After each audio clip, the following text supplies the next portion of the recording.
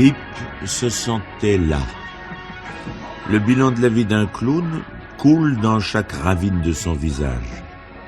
En plissant les yeux sur ses souvenirs comme un enfant devant la magie des cierges d'église, Pip mêlait des rires édentés et autant de boules colorées éclatant sur son gros nez rouge de sage enfant.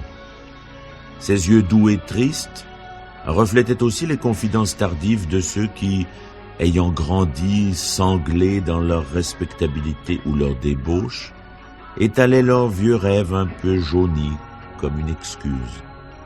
Car le clown n'est pas humain à force de l'être trop.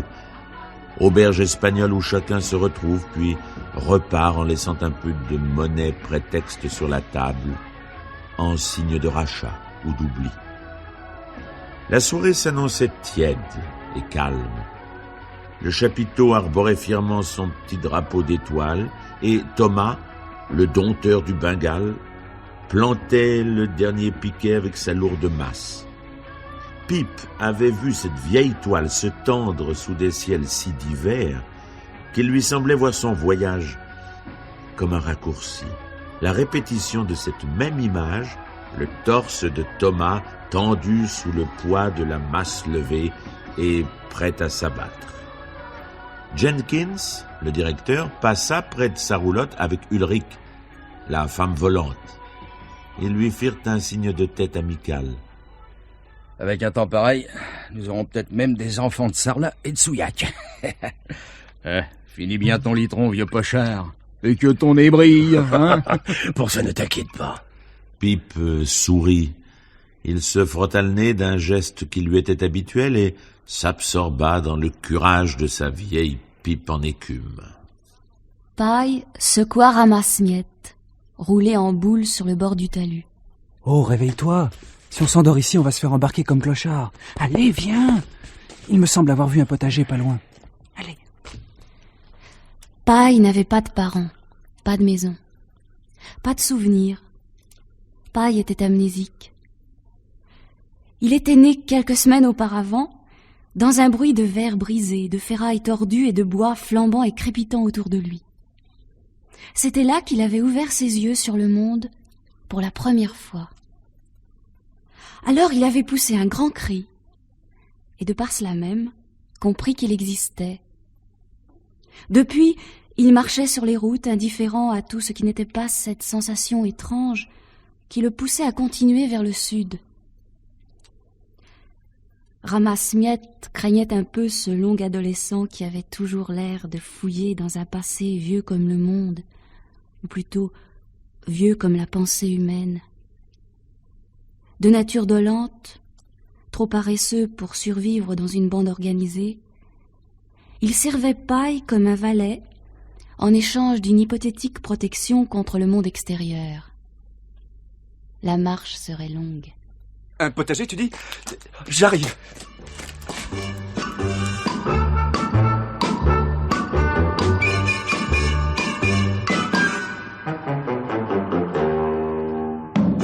Mesdames et messieurs, petits garçons et petites filles, approchez, approchez.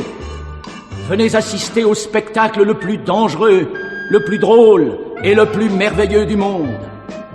Vous verrez le dompteur du Bengale jouer avec le feu, entouré de bêtes féroces.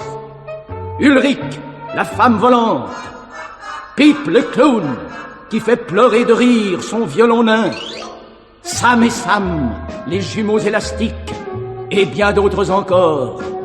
Approchez, approchez, Sa Majesté de rêve vous attend.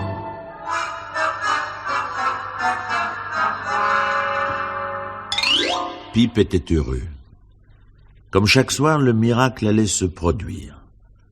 Lentement, il étala sur son visage fané quelques gouttes de vaseline pure qu'il fit pénétrer, sans quitter le miroir des yeux. Puis il prit le bleu azurite, encadra son œil gauche.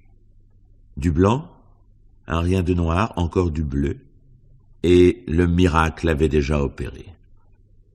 La bouche largement fendue éclata d'un rire rouge et blanc. Vite, Une boule ronde comme la terre, ronde comme le crâne, ronde d'un moine jovial, ronde comme un manège, coupe la réalité du rêve. Deux sourcils noirs s'arquent et se détendent au rythme d'une musique imaginaire. Gugus vient de naître. Le cirque peut vivre. Son regard ne pouvait se détacher du miroir. Soudain, sa vue s'obscurcit. Allait-il avoir un malaise? Non, il allait parfaitement bien. Le miroir seul s'était obscurci. Une nuit soudaine. Pip sentit une goutte de sueur rouler sur sa tempe. Le miroir s'éclairait doucement et une forme vague se dessina sous la lueur dansante des candélabres. Les yeux de Pip le piquaient, mais il craignait d'effacer l'illusion en clignant des paupières. Il dut cependant s'y résoudre. La forme disparut, mais revint aussitôt encore plus précise. C'était un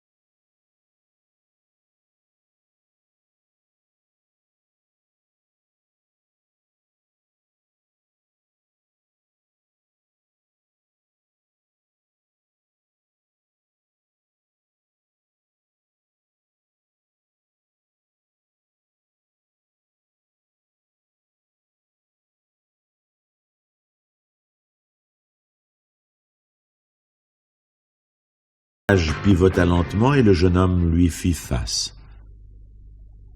Pip chancela. Que t'est-il arrivé, Pip? Tu es en retard, voyons. On a fait passer Thomas avant toi. Il est tellement énervé que ses fous en profitent. Oh, tu vas l'entendre. Il se retrouva affalé dans la sueur, poisseux de larmes au milieu des rires.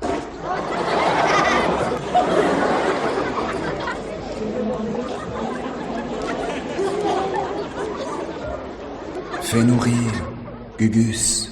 Fais-nous croire que la vie est drôle. Viens vers nous avec tes histoires. Donne-nous l'illusion du rêve.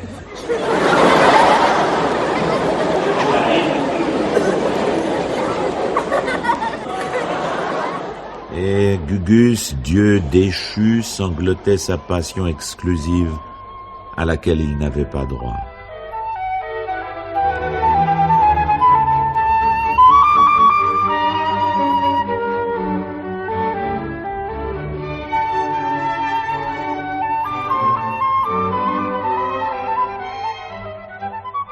Dès le second soir, Pip s'ingénia à apprivoiser l'étrange apparition. Il essaya de lui parler doucement, en détachant bien ses mots. Il ne connaissait pas encore le pouvoir de ses pensées sur cette nouvelle dimension. Il était comme un psychologue devant un réseau de communication étranger et où chaque imprudence peut tout faire éclater. Mais ses efforts restaient vains. Gamin. Ainsi l'avait-il déjà affectueusement baptisé Gamin. Ne réagissait pas. L'œil fixe, sans expression, il ne laissait transparaître aucun sentiment, aucune intelligence.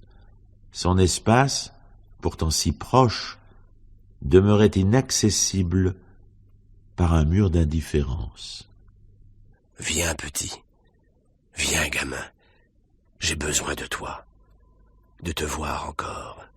Viens voir Pip. N'aie pas peur de moi. Viens. » La vieille grange sentait le blé moisi. Une fenêtre aux vitres poussiéreuses s'était depuis longtemps fait oublier d'un soleil peu prodigue. Des journaux humides protégeaient mal de l'air froid, s'infiltrant sournoisement entre les pierres. Assis sur 2 planches maculées de peinture rosâtre, Paille rêvait. Il fixait, sans le voir, Ramasse-Miettes, à demi endormi, une main rougie dans la bouche pour empêcher ses dents de claquer. Il se trouvait bloqué là depuis 2 jours à cause des rafales glacées balayant la plaine. Ramasse-Miettes avait la fièvre. Ses boucles noires se collaient en plaques sur son visage marbré de crasse. Tout avait été si soudain. Dans son cadre, Gamin riait à gorge déployée, découvrant 2 canines pointues de jeunes loups. Son rire silencieux éclaboussait la roulotte, submergeant, groc, noyant le décor, basculant les murs. Pipe, découragé, avait abandonné. Soudain, il l'avait eu comme une inspiration. Il s'affaira fébrilement. « Tu vas voir, tête de mule, tu vas voir. Tu n'es pas bâti autrement que les autres. Tu vas voir, gamin. Attends un peu. » Et il se frottait les mains, à rire au coin des yeux, comme un enfant qui se prépare à une bonne farce. Il n'avait jamais su s'exprimer qu'en grimaçant une balle rouge sur le nez. Eh bien, il continuerait. Grimé, prêt pour la parade, il se retourna brusquement vers le miroir. Et maintenant, ce rire. Le clown avait gagné, l'homme perdu.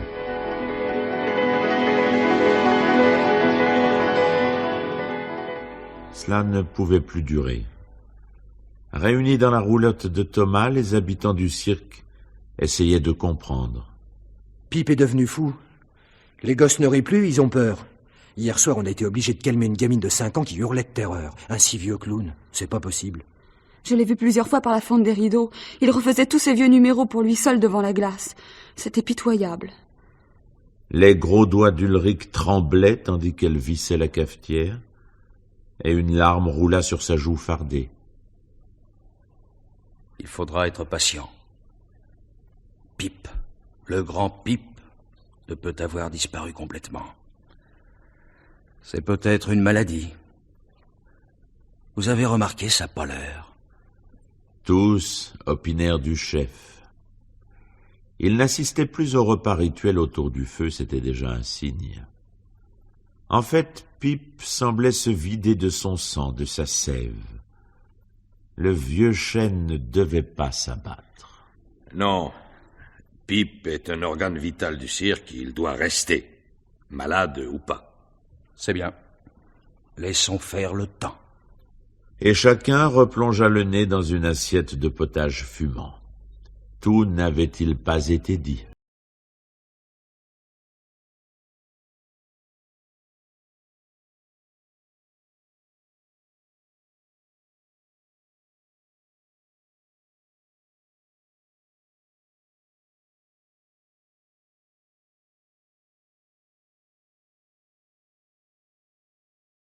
S'arrondissait, avide et espiègle, il tournait en dérision son vieux maître qui s'épuisait. Mais il avait des gestes si tendres que la colère de Pipe fondait instantanément. L'amour, parfois, octroie à l'aveugle ces éclairs de lucidité que le regard de l'autre anéantit. Pour Pipe, le miroir n'existait plus. Gamin était aussi réel que s'il eût été composé de chair et de sang. Il le grondait parfois doucement, l'encourageait. Parfois aussi il se laissait aller à lui raconter sa vie, ses élans les plus profonds. Jamais secret n'aurait pu être aussi bien gardé.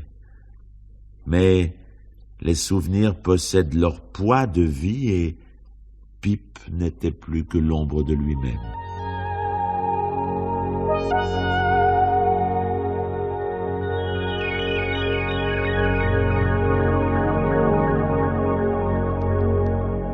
Une succession d'images. L'amnésique reçoit et ne crée pas. Ou alors, Il crée tout dans un autre ordre, une autre logique. Il ne reçoit, ne possède aucune donnée. Il découvre la frontière entre la vraie et la fausse imagination. Sa pureté matérialise dans un espace futur qui lui appartient et où il cherche des souvenirs. Paille voyait. Il voyait l'échange, le mouvement de la boucle, et en commandait la direction. Paille commençait à vivre. Il tambourinait nerveusement contre la vitre, fixant la tempête pour lui dresser une barrière, la freiner. Bientôt il partirait. Bientôt, Ramasse-Miettes aurait chaud. Bientôt...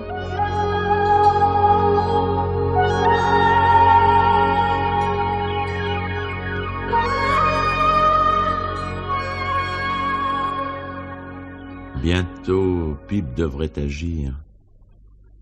Confiant et ironique, Gamin suivait les mouvements de Pip dans la pièce. Il le vit prendre cette immense écharpe noire.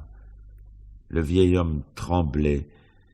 Il devait accomplir ce geste au nom du cirque, des enfants et de l'amour. L'image fut recouverte et Pip s'écroula de chagrin et de fatigue. Mais il allait pouvoir renaître.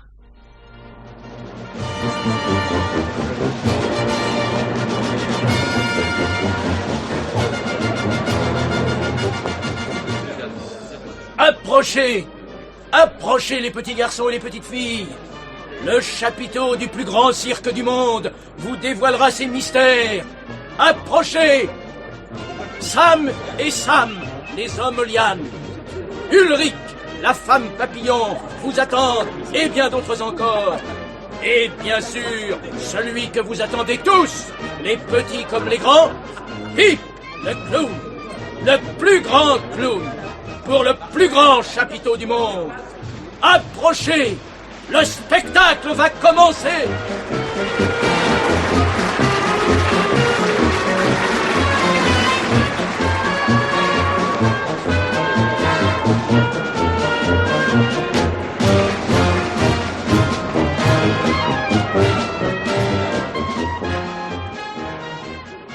Pip vivait en convalescent. Le cirque bienveillant lui offrait toutes les possibilités de se remettre. Les mains dans les poches, il rôdait autour de la tente d'où sortait une musique assourdie et les cris d'angoisse des spectateurs. Ulrich devait terminer son numéro par un exercice qui, bien que quotidien, n'en demeurait pas moins dangereux. Le tambour roulait, la campagne cessa de vibrer dans le creux de la tente, Pip retint son souffle. Gagné. Les applaudissements crépitaient, la terre se remit à tourner. Dans leur cage, les fauves sommeillaient.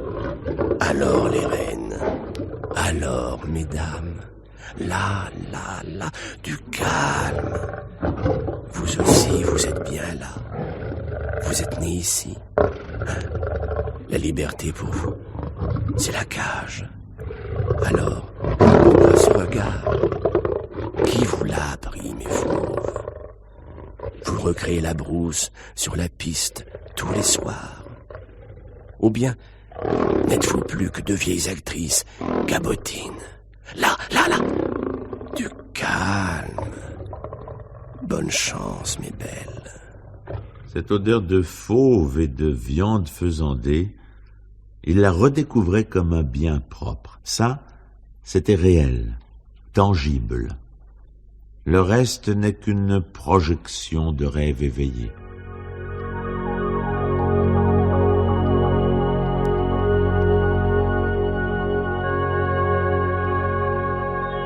Venir à bout du songe, c'est casser le miroir. Étrange ce ver qui surnage en moi. Au bout du songe. Moi, c'est au bout de la réalité que je trouve le rêve. La vie du clown. Où est la démarcation qui a fixé les limites du possible, puisque le rôle du cirque est de les détruire? Je te dérange? Entre? Non. Salut, Thomas. Je rêvais. C'est drôle, Pip. Je fais mon boulot depuis des années. J'aime mon travail. Mais ce n'est qu'une action où je place toute ma force. Toi, c'est différent. Pip, je crois que tu rêves trop. Là où il n'y a que du risque, de la toile et de la sciure, tu places un monde. Une philosophie. Je suis peut-être primaire, mais tu joues un jeu dangereux, mon vieux. La vérité, c'est ce qui réussit. C'est Ulrich qui ne tombe pas, mais Fauve qui reconnaissent ma voix. La vérité n'est pas un jeu de l'esprit. Jamais Thomas n'avait parlé aussi longtemps. Pour lui, les mots étaient une action, du positif. Tu as peut-être raison. Mais alors moi, je suis l'anti-cirque. Et pourtant, le plus représentatif. Celui qui rate tout. Le précis de la maladresse. Bon, je m'occupe des filles. À tout à l'heure. C'est chouette ton numéro, tu sais. Jenkins est content. Ils se sourirent. Pip gagna les coulisses. Sam et Sam saluaient. C'était à lui de jouer.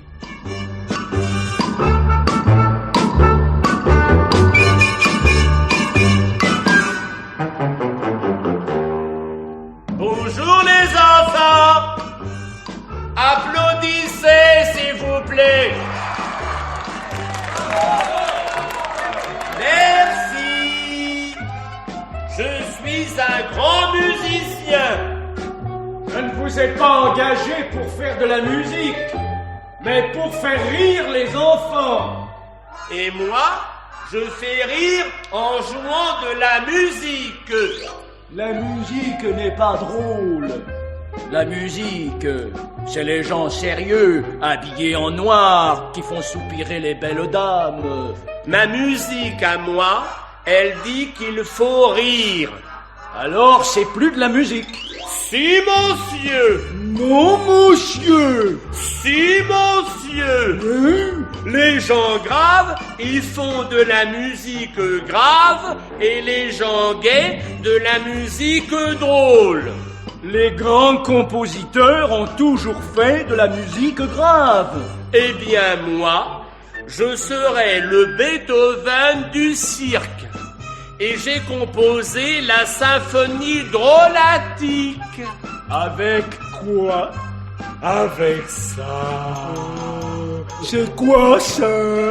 C'est un violon nain avec pédigré.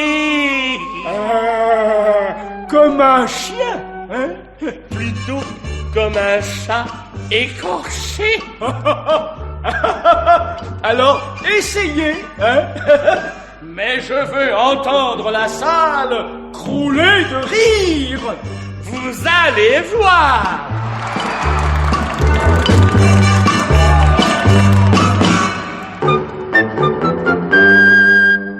Paille fronça les sourcils. Désormais, il était seul. Ramasse-miettes avait passé avec la tempête. Il ne vint pas à l'esprit de Paille d'enterrer son compagnon. Puisqu'il était tombé là, il n'y avait aucune raison de le déplacer. Cet espace précis lui appartenait. Paille allait simplement pouvoir repartir. Il prit son sac et referma soigneusement la porte de la grange derrière lui.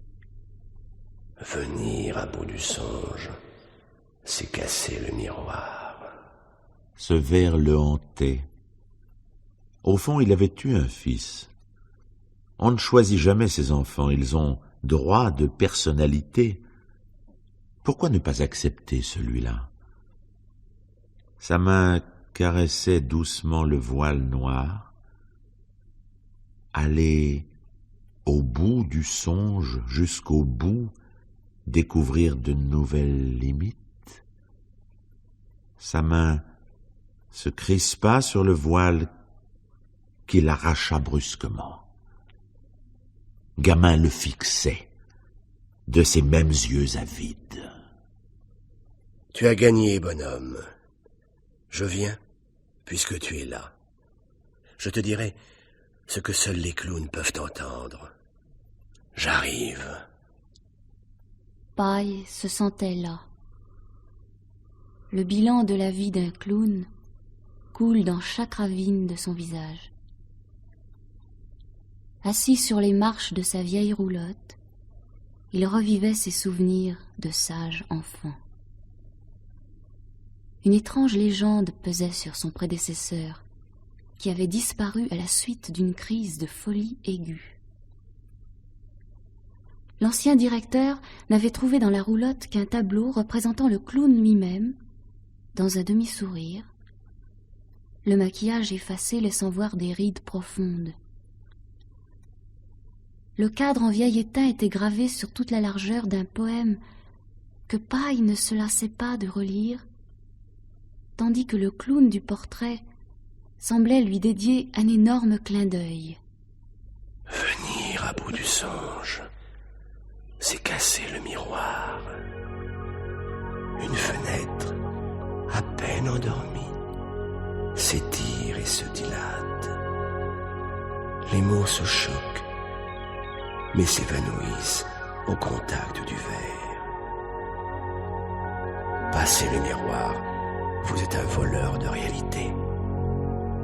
Vous n'existez que par votre conscience. Votre esprit se divise en 1000 parcelles.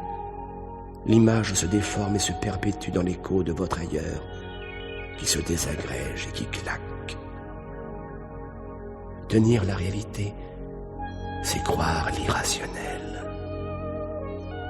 Vous êtes un autre, ombre de couleur subtile qui suit l'étrange cortège, sans tumulte, au-delà de son corps, au-delà de son souvenir. Remontez la pyramide des visages familiers pour mieux s'éterniser et comprendre les chemins extravagants du rêve. Le premier clown était peut-être amnésique, pour rendre sans tricher les images reçues. Et il tira une grosse bouffée d'une vieille pipe en écume, tandis que le sommeil s'abattait sur le plus grand cirque du monde.